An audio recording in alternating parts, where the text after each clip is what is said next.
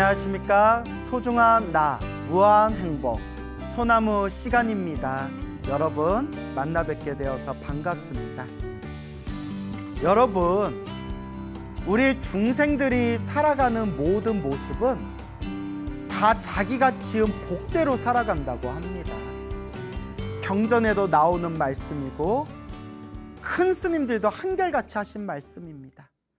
다 자기가 지은 복의 그릇대로 살아가고 있구나. 그래서 우리 부처님 경전에서도 부처님께서 늘 복을 지어라, 복을 닦아라 라는 말씀이 나옵니다. 우리 불교는 깨달음의 종교입니다. 그래서 우리 불교를 지혜의 종교라고 부릅니다. 그러면 깨달음만 얻고 지혜만 얻으면 되지 않겠느냐 라고 생각할 수도 있지만 중요한 점이 있습니다. 바로 깨달음을 얻고 지혜를 닦기 위해서는 밑바닥에 복이 있어야 된다고 합니다. 복이 있어야 지혜도 얻을 수 있고 깨달음도 얻을 수가 있다고 합니다. 제 얘기가 아니라 부처님 경전에 나오는 말씀입니다. 그래서 복을 지어라. 나 열애 부처도 과거 전생에서부터 지었던 복의 힘으로 보리수 나무 아래에서 마왕 파순을 항복받은 것이다 라는 내용이 나옵니다. 바깥에서 잘 먹고 잘 사는 것도 다 자기가 지은 복대로 살아갑니다. 복이 많은 사람들은 무슨 일을 해도 일이 술술 풀리고 빨리빨리 큰 성과를 이룰 것이고, 복 없는 사람들은 뭔 일을 해도 자꾸 장애가 생기고 자꾸 막힘이 생깁니다. 복이 없는 사람들은 돈을 많이 벌어도 자꾸 줄줄 새어나간다고 합니다. 전생에 지은 빚이 많아서 그런 거겠죠. 결국 우리 중생이 살아가는 모습은 자기 복의 그릇대로 살아가는구나. 그러면 그 복은 누가 지은 거겠습니까? 다 본인이 스스로 지은 것이 바로 이 업의 인연, 바로 인과법입니다. 복이라는 것도 자기가 지은 겁니다. 그래서 항상 복을 지어라, 선업을 지어라, 공덕을 쌓아라 라고 말씀드리는 겁니다. 복, 선업, 공덕, 결국은 다 같은 말입니다. 결국은 다 같은 말이고, 결국은 복과 선업과 공덕의 힘이 있어야 밖에서도 잘 먹고 잘 살 수 있고, 수행하는 수행자도 더 빨리, 그리고 더 안전하게, 그리고 더 탄탄하게, 더 술술 지혜를 닦고 깨달음을 얻을 수 있는 거라고 합니다. 그래서 출가한 출가 수행자도 복이 필요하고, 지혜를 닦기 위해서 복이 필요하고, 바깥에서 먹고 사는 일반 평범하신 분들도, 평범한 중생들도 반드시 복이 있어야 잘 먹고 잘 살 수가 있는 겁니다. 그래서 항상 이 복을 지어야 된다라고 부처님께서, 큰 스님들께서 누누이 말씀하셨습니다. 석가모니 부처님 당시의 이야기입니다. 석가모니 부처님 당시에 어느 큰 부자가 있었다고 합니다. 돈이 많은 부자가 있었는데, 이 돈이 많은 이 부자가 수많은 사람들을 이끌고 저 바다를 넘어가서 보물을 찾고 있었다고 합니다. 지금이야 뭐 스마트폰도 있고 무전기도 있고 뭐 여러 가지 최첨단 그런 과학에 우리가 혜택을 받을 수 있어서 멀리 떨어진 사람과도 연락을 할 수 있지만, 옛날에 멀리 떨어진 사람이 한 달이 걸리든 1년이 걸리든 10년이 걸리든 언제 돌아올 줄도 알 수 없고 살았는지 죽었는지도 연락이 되지를 않던 그런 옛날 옛적 시절이 있지 않았습니까? 그 부자가 수많은 사람들과 바다를 건너가서 보물을 구하고 있는데, 그때 그 부자에게 아름다운 젊은 아내가 있었다고 합니다. 이 부인은 어서 빨리 남편이 무사히 건강한 몸으로 집으로 돌아오기를 간절히 바랬다고 합니다. 그래서 하늘의 신 중에서 나라연천이라는 하늘의 신을 모시고 있는 사당에 가서 그 나라연천이라고 불리우는 나라연이라는 하늘의 신에게 간절하게 기도를 올렸다고 합니다. 하늘의 신이시여, 나라연 하늘의 신이시여, 부디 저의 소원을 들어주십시오. 저 바다 건너 보물을 찾고 있는 우리 남편이 건강하고 무사히 집으로 돌아오게 해주십시오. 우리 남편이 건강한 몸으로 무사히 집에 돌아오면 제가 금과 은과 여러 보석으로 제가 하늘의 신에게 공양을 올리겠습니다 라고 간절하게 기도를 합니다. 그런데 그 기도가 통했을까요? 얼마 후에 남편이 건강하고 무사히 그렇게 집으로 돌아오게 됩니다. 건강한 몸으로 집으로 돌아온 남편을 보고 이 부인은 기쁨과 감사함을 느끼게 됩니다. 하늘의 신에게 간절하게 기도를 했더니 내 소원을 들어줬구나. 내가 마땅히 약속대로 그 하늘의 신에게, 그 사당에 내가 공양을 올려야겠다. 그래서 자기가 가지고 있는 금과 은을 모아서 영락을 만들게 됩니다. 영락이라는 것은 한문 표현인데요. 우리말로 치면, 그러니까 요새 현대인들이 하는 말로 치면 액세서리입니다. 액세서리. 그래서 목걸이나 팔찌나 허리띠나 몸에 주렁주렁 몸을 치장하는 그런 장신구, 몸에 걸치는 그런 아리따운 보석으로 된 장신구를 영락이라고 부릅니다. 영락. 요새는 쓰지 않는 옛날식 표현입니다. 영락. 한마디로 보석으로 이루어진 몸에 걸치는 장신구, 액세서리, 그 정도로 이해하시면 될 것 같습니다. 그렇게 금과 은과 영락을 모아서 자기를 시중하는 시종들과 함께 나라연 천, 하늘의 신을 모시고 있는 사당으로 향합니다. 가서 내가 약속대로 공양을 올려야 되겠구나. 사당으로 향하고 있는데 그때 때마침 그 성 안에 석가모니 부처님이 수많은 비구스들과 함께 가사를 입고 바리떼를 지내고 탁발을 하기 위해서 일렬로 거룩하고 고요하고 평화로운 모습으로 성 안에를 들어와 천천히 탁발을 하기 위해서 걷는 모습을 그 여인이 보게 됩니다. 이것이 인연입니다. 왜 하필이면 그때 딱 부처님을 마주치게 되었을까? 이게 바로 인연법이죠. 5분만 빨리 갔거나 5분만 늦게 갔어도 부처님을 못 볼 수도 있는데 그때 딱 부처님을 마주치게 됩니다. 석가모니 부처님의 몸에서 뿜어져 나오는 아름답고 거룩하고 위대한 그 광명의 모습에 이 여인은 엄청난 기쁨과 감동을 느끼게 됩니다. 그 자리에서 이 여인은 하늘의 신 사당에 공양 올리기로 한 그 금과 은과 그 영락을 석가모니 부처님께 공양 올리고자 합니다. 그때 옆에서 시종들이 마님, 이러시면 안 됩니다.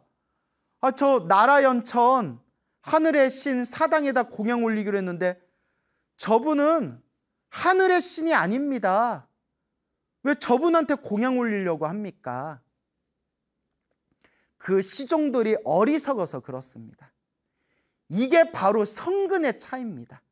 착할섬 뿌리근, 착한 뿌리의 차이입니다. 그 여인은 너무나 깊은 착한 뿌리가 있었기 때문에 부처님을 마주칠 수 있었던 복이 있었고, 부처님의 모습을 보자마자 그 자리에서 기쁨과 감동을 느끼게 된 겁니다. 그리고 부처님께 공양 올리고자 하는 간절한 마음을 일으키게 됩니다. 이게 착한 뿌리, 성근입니다.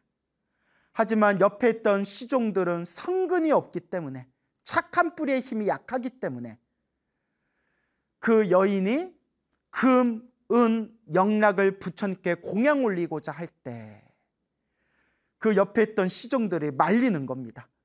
마님, 왜 저기다 공양을 올리려고 합니까? 저희는 하늘의 신이 아닙니다. 여러분 명심하십시오. 부처님을 가리켜 부처님은 신이냐 인간이냐라는 질문들이 있습니다. 부처님을 신으로 봐야 되느냐, 인간으로 봐야 되느냐, 여기에 대해서 이제 경전에서 여러 이야기가 펼쳐지게 되는데요.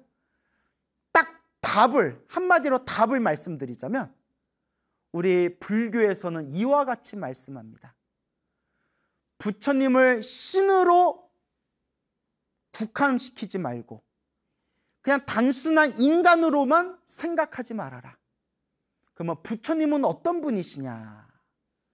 명심하십시오, 여러분. 부처님은 신들과 인간들의 스승이시다라고 표현합니다. 신과 인간의 스승. 부처님은 신이냐 인간이냐 질문한다면 신들과 인간들의 스승이신 분. 그래서 부처님을 천인사라고 부릅니다. 천인사, 하늘천, 하늘의 신, 사람인, 인간들의 스승사, 하늘의 신들과 인간들의 스승이신 이 모든 존재들 중에서 가장 거룩하고 위대하신 분, 바로 그분이 부처님이십니다. 우리 불자들은 너무나 행복한 존재들입니다. 이렇게 위대하신 분을 스승으로 모시고 이렇게 위대하신 분을 우리가 마음으로 공경하면서 그분의 가르침을 공부할 수 있다니, 우리 불제자들은 너무나 행복한 사람들입니다. 신들과 인간들의 스승인 석가모니 부처님을 뵙고 그 여인이 금과 은과 영락을 부처님께 공양 올리고자 합니다. 근데 경전에 이런 내용이 나옵니다. 이 에피소드에서, 이 설화에서 여인이 부처님을 향해서 금과 은과 영락을 부처님께 뿌렸다라고 나옵니다. 뿌렸다. 이걸 잘 생각해야 되는 게, 아니 공손하게 드려야지 그걸 왜 뿌려? 그러니까 조금 나쁘게 말하면 던진 거잖아요. 왜 던져? 그 땅바닥에 뿌린 거잖아요. 그것도 누가 집어가면 어떡해요, 그거. 자, 여러분 명심하세요. 부처님의 계율은, 지금은 우리가 현대 자본주의 시대를 살아가고 있어서 저희들이 100% 지키지 못하고 있지만, 원래 부처님 당시의 계율은, 부처님의 출가 수행자들은, 부처님을 포함해서 스님들은 금이나 은이나 귀한 값어치가 있는 보석이나 돈 같은 것을 손으로 만지지 못하게 되어 있습니다. 이제 이해가 가시죠? 부처님께서 금, 은, 보석을 아예 손으로 만지지 말아라 라는 계율이 있습니다. 그러니까 그 여인이 부처님께 공양을 올려도 부처님이 아싸 대박 뭐 이러면서, 예? 요새 애들 말로 뭐라고 하죠? 와 개꿀 막 이러면서 부처님께서 두 손으로 그 보석, 금은, 영락을 이렇게 움켜쥐고 있다고 생각해 보세요. 이걸 요새 말로 뭐라고 하죠? 와, 깬다 이렇게 확 깨버리잖아요. 그러니까 부처님께서 그렇게 우리 출가자들은 금이나 은을 손으로 잡지 않는다라는 계율이 있습니다. 그 부처님은 무소유의 삶을 사신 거죠. 그래서 그 여인이 부처님께 공양을 올려도 부처님께서 손으로 만지지 않으시기 때문에 어떻게든 부처님께 공양을 올리고 싶어서 부처님을 향해서 그 귀한 보물을 부처님께 뿌린 겁니다. 마치 꽃을 뿌리듯이. 오 부처님, 제가 가지고 있는 이 보석을 아낌없이 부처님께 보시에 올립니다. 공양 올립니다 하고 부처님께 뿌린 겁니다. 그때 그 여인이 뿌린 금과 은과 영락과 수많은 그 보석이 허공에서 호련히 부처님 위에서 큰 우상과 같이, 보석으로 만들어진 우상과 같이 부처님의 머리를 덮어주면서 부처님이 걸어가시는 모습, 그 부처님 머리 위에서 그 금은 보화와 보석과 영락이 부처님의 머리 위에 부처님을 보호하며 따라다녔다고 합니다. 우와, 손으로 만지지는 않았는데 신통의 힘으로 보석이 따라와. 막 그 모습을 보고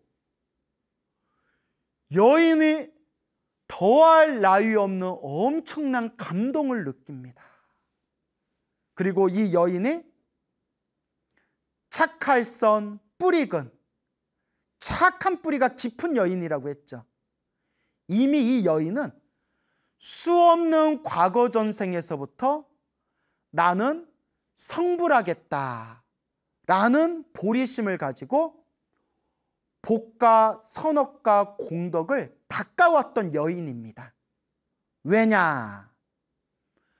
석가모니 부처님의 그 거룩한 모습을 보는 순간 그 여인이 그 자리에서 부처님 발 아래 예배하고 부처님 발 아래 합장하며 간절하게 부처님 앞에서, 석가모니 부처님 앞에서 여인이 발언을 합니다.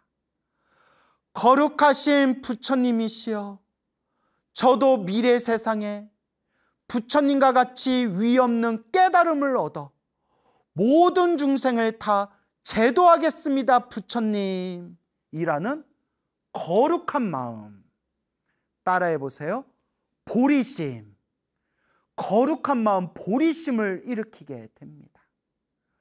부처님, 저도 미래 세상에 부처님과 똑같은 위없는 깨달음을 얻어서 모든 중생 다 제도하겠습니다.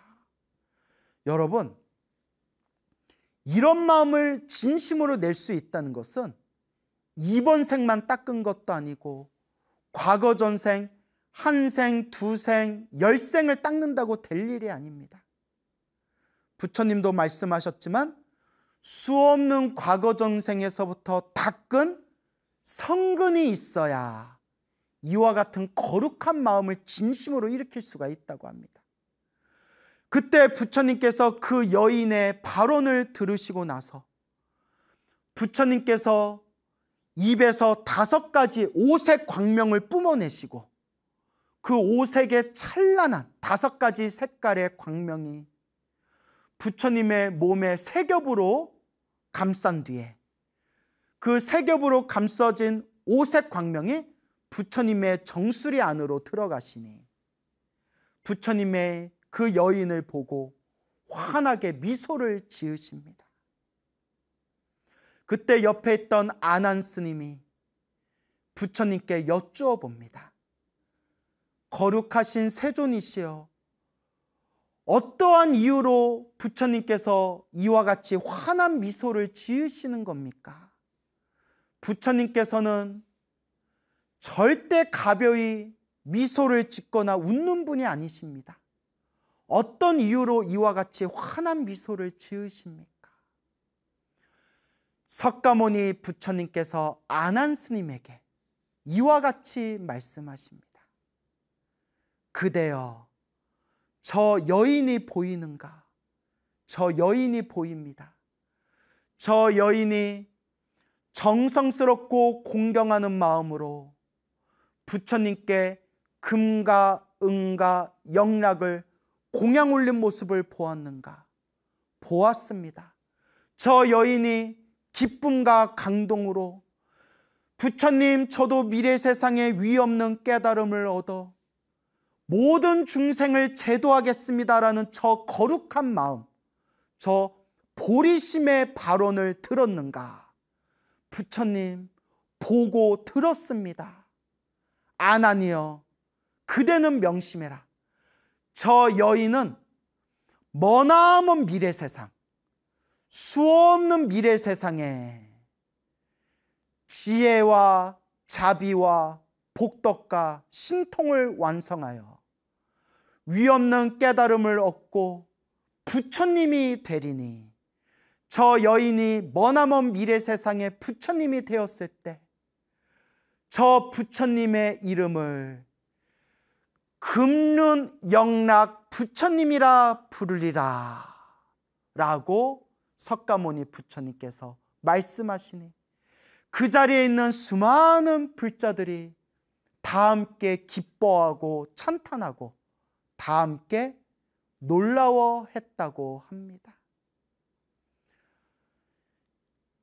이와 같은 위대한 부처님의 가르침 아래에서 우리 불자들이 부처님을 닮아가기 위해서 닦고 닦아나가며 우리의 성근, 이 착한 뿌리가 무르익게 되었을 때 우리도 언젠가는 살아계신 부처님을 만나 뵙게 될 것이고, 살아계신 부처님을 배웠고 과거 전생에서부터 닦았던 그 성근 공덕의 힘으로 부처님 앞에서 진실된 마음으로 부처님, 저도 미래 세상에 부처님같이 위없는 깨달음을 얻어 모든 중생 다 제도하겠습니다 라고 우리가 발언을 일으켰을 때, 그때 부처님께서 우리를 환한 미소로 바라보시며 그대여, 그대는 미래 세상에 부처님이 되리라.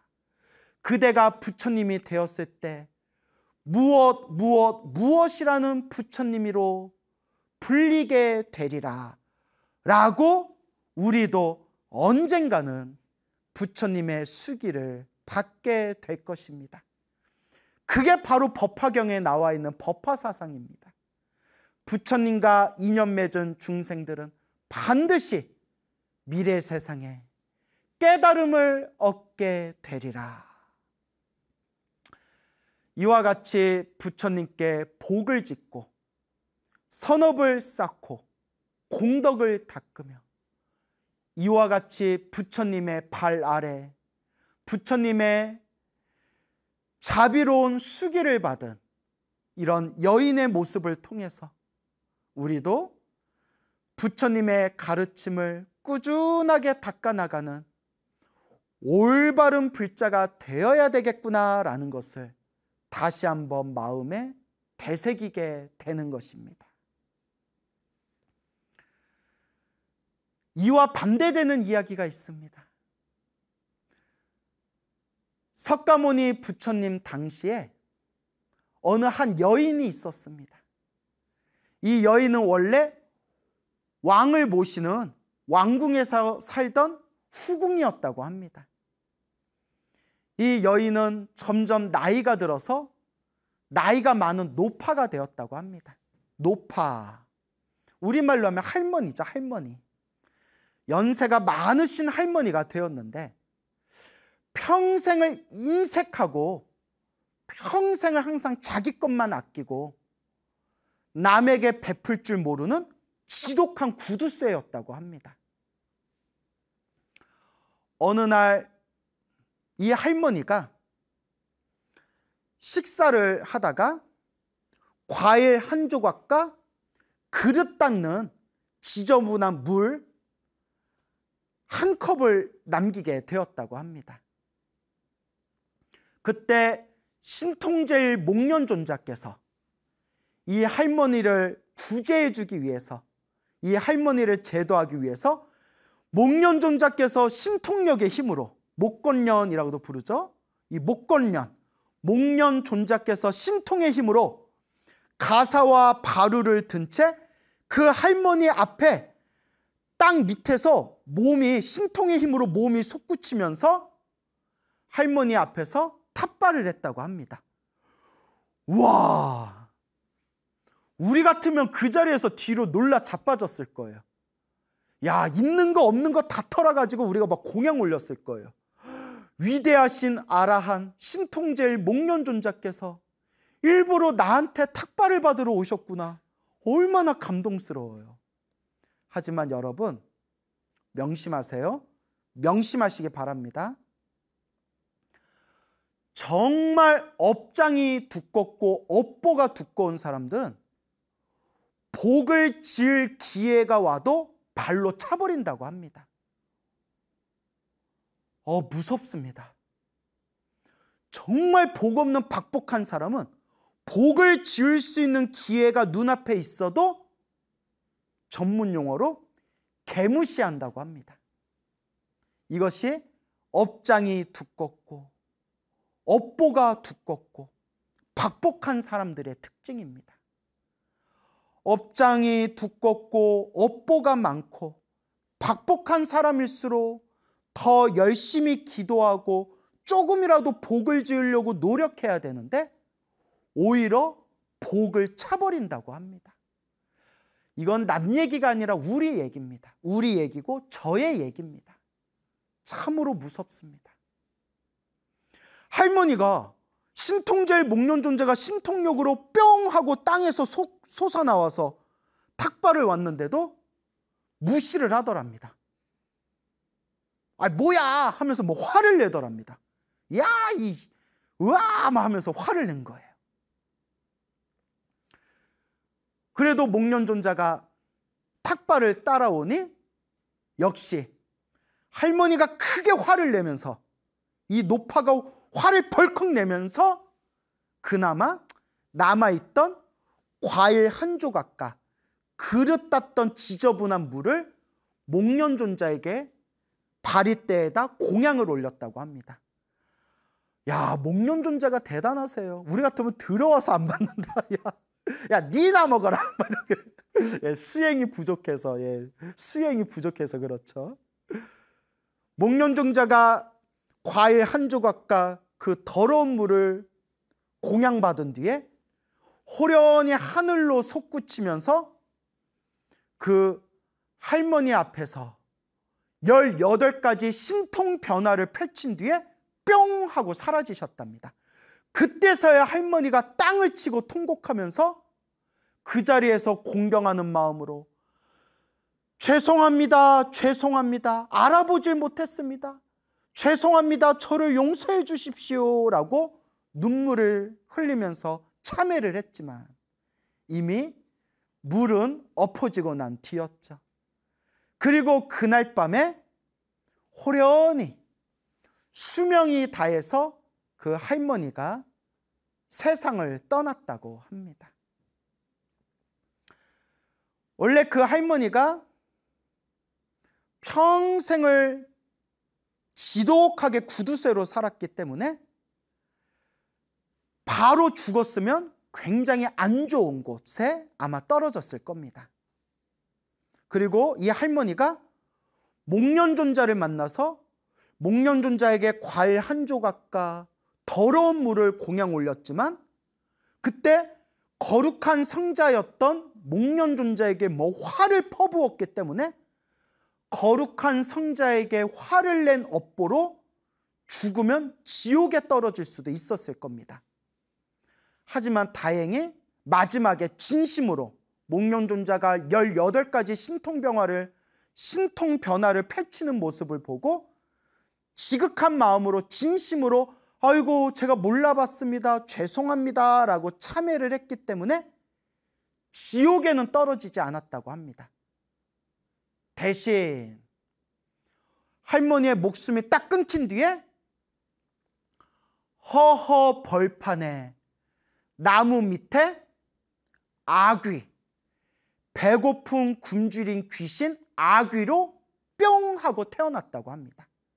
아귀, 배고픈 굶주린 귀신, 전생에 인색하고 사람들에게 베풀 줄 모르고 자기 욕심만을 추구했던 그런 중생들이 태어나는 악한 세상을 아귀라고 부릅니다. 아귀, 배고플 귀신, 귀. 항상 배고프고 갈증나고 항상 괴로움에 덜덜 떨면서 자기가 지은 업보가 다 소멸할 때까지 고통 속에 살아가는 귀신을 아귀라고 합니다. 다행히 이 할머니가 죽어서 아귀로 태어났지만 그래도 아라한, 거룩한 성자 아라한이었던 목련존자에게 올렸던 과일 한 조각과 지저분한 물을 공양 올렸던 그 공덕의 힘으로 비록 아귀로 태어났지만 매일매일 한 조각의 과일과 그 더러운 물을 먹으면서 갈증과 배고픔을 해결할 수가 있었다고 합니다. 그러니까 공경하는 마음으로, 정말 공경하고 존경스러운 마음으로 비록 부족하면 부족한 대로, 많으면 많은 대로 정성껏 공양을 올렸더라면 다음 생에 엄청난 복을 지었을 텐데, 업장이 두껍고 업보가 많고 박복한 중생은 찾아오는 복도 발로 차버리는구나 라는 것을 우리가 스스로 반성하고 뉘우쳐야 할 것입니다. 이게 남에게 하는 얘기가 아니라 저한테 하는 얘기입니다.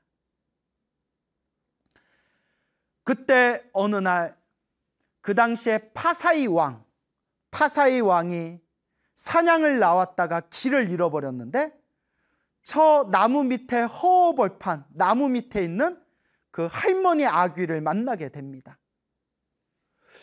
그대는 뭐하는 사람인데, 그대는 도대체 어떤 존재인데 이 허허벌판 나무 밑에서 살고 있는가?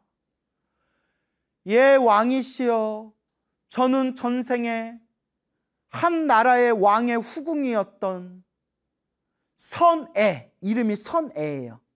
선애라는 여인이었는데 평생을 인색하게 살고 욕심부리면서 살다가 마지막에는 목련존자를 업신여긴 업보로 이 허허벌판 나무 밑에서 떠나지 못하고 여기서 이 다 말라 비틀어진 과일 한 조각과 이 지저분한 물을 마시면서 이 나무 밑에서 이 업을 받으며 살아가고 있는 존재입니다. 안타깝다. 참으로 안타깝구나. 왕이시여, 제발 부탁드리옵건대 저를 위해서 복을 지어 주십시오. 그대를 위해서 어떤 복을 지어주면 되겠는가? 지금 부처님과 스님들이 계시니 거룩한 부처님과 스님들께 정성껏 공양을 올려주시고 그 공양의 공덕을 저에게 회양해 주시면 제가 이 괴로움에서 벗어날 수가 있습니다. 내가 해주는 건 어렵지 않은데 정말 그가 효과가 있겠느냐? 왕께서 직접 보실 수 있을 겁니다. 오, 그래? 그래서 파사이 왕은 자기의 병사와 신하들을 그 나무 밑에 그 선애라는, 전생의 선애라는 그 할머니 아귀를 옆에서 감시하고 관찰하게끔 명령을 내리고는 왕은 왕궁으로 돌아오게 됩니다. 그리고 사람들에게 시켜서 정성껏 공양을 올린 뒤에 부처님과 거룩한 비구 스님들을 모셔서 정성껏 만든 그 공양을 부처님과 스님들께 올리게 됩니다. 부처님과 거룩한 비구 스님들께서 그 왕이 올린 공양을 맛있게 잡수십니다. 그때 왕이 이와 같이 발언합니다. 부처님과 스님들께 공양 올린 이 공덕을 저 나무 밑에 업보를 받고 있는 저 아귀에게 이 공덕을 회양하겠습니다 라고 하는 순간 얼마 후에 그 나무 밑에 아귀를 감시하고 관찰하라고 했던 신하들이 찾아와서 왕에게 이렇게 보고를 올립니다. 왕이시여, 놀라운 일이 생겼습니다. 갑자기 그 나무 밑에 있는 그 아귀 앞에 풍성한 음식과 아주 맛있는 음식이 가득히 뿅 하고 나타났습니다 라고 왕에게 보고를 올립니다. 그때서야 왕은 그의 말이 맞구나, 그자의 말이 맞는 말이구나, 부처님과 스님들께 정성껏 공양을 올리고 이 공덕을, 이 복을 아귀에게 회양합니다 하는 순간 그 사람 앞에 부처님께 공양 올렸던 공덕의 힘이 나타난 것이구나. 이로써 인과 업보의 무서움과 부처님의 가피공덕에 대해서 크나큰 깨우침을 얻은 왕은 그 다음날 부처님이 계신 사원에 가서 자초지종을 말씀드리고 부처님의 법문을 듣게 됩니다. 부처님의 법문을 듣고 이 파사이 왕도 그 자리에서 고귀한 깨달음을 얻게 되었다라고 경전의 불교설화에 전해지고 있습니다. 오늘 두 가지 이야기를 해드렸습니다. 첫 번째 이야기는 한 여인이 부처님을 향해서 금, 은, 영락을 공양 올리고 부처님의 거룩한 모습을 보면서 부처님, 저도 미래 세상에 반드시 위없는 깨달음을 얻어 모든 중생 제도하겠습니다 라고 보리심을 일으켰던 여인은 부처님께서 저 여인은 미래 세상에 금륜 영락 부처님이라 미래 세상 부처님이 되시리라 그런 거룩한 대원을 이루게 되었고, 두 번째 들려드렸던 여인은 똑같이 사람의 몸으로 태어났는데도 인색하고 남에게 베풀 줄 모르고 자기 욕심만 부리고 심지어는 거룩한 아라한이신 목련존자에게 화를 내고 다 먹다 남은 과일 한 조각과 지저분한 물을 보시를 올린 뒤에 나중에서야 땅을 치면서 후회하다가 다음 세상 배고픈 굶주린 귀신 아귀로 태어난 그런 여인의 이야기를 들려드렸습니다. 똑같은 두 명의 여인이지만 각자가 이번 생에 이룬 서로의 세계, 서로 간의 성취가 완연히 다릅니다. 이것이 바로 성근의 차이입니다. 착할선 뿌리근. 첫 번째 여인은 성근이 깊었던 여인이고 두 번째 여인은 성근이 없고 업장과 업보가 두꺼운 박복한 여인이었던 겁니다. 그러면 여러분, 우리가 부처님의 가르침을 공부하면서 남을 볼 필요가 없습니다. 불교는 남을 보는 종교가 아닙니다. 결국은 내 자신을 바라봐야 됩니다. 나는 성근이 있는 존재인가? 성근이 없는 존재인가? 나는 업장이 두꺼운 존재인가? 나는 업보가 많은 존재인가? 나는 복이 많은 존재인가? 박복한 존재인가? 나는 지금 선업을 짓고 공덕을 닦는 길을 걷고 있는가? 아니면 나쁜 죄업을 짓고 있는 길을 걷는가? 라는 것을 내 스스로 진지하게 살펴봐야 합니다.